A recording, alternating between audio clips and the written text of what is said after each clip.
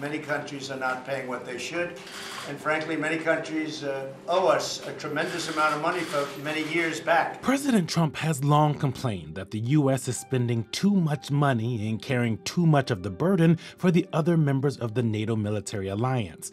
So how exactly is NATO funded, and what does the U.S. investment in it look like? Well, each of the NATO's 29 members pay a share of their gross national income toward NATO's main budgets.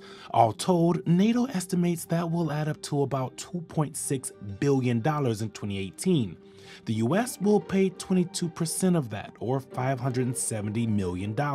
But that money doesn't cover NATO's actual operations in the field. The alliance instead relies on voluntary contributions of troops and equipment. And the US ends up providing a lot of those capabilities.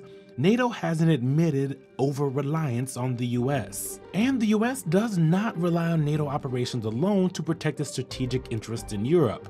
There are currently 75,000 US personnel stationed in the European theater, according to the Department of Defense. And the Pentagon's European Deterrence Initiative, which helps bolster NATO allies' capability, is planning on a $6.5 billion budget in fiscal year 2019. NATO nations do chip in a bit to help cover the cost to the US, but more than a few NATO nations have let their defense budgets languish in favor of other priorities, counting on the US to pick up the defense tab. NATO is working to turn things around. It set a target for allies to devote 2% of their GDP to defense spending by 2024. NATO Secretary General Jens Stoltenberg says he expects 7 European allies to meet that standard this year, up from just 2 in 2014.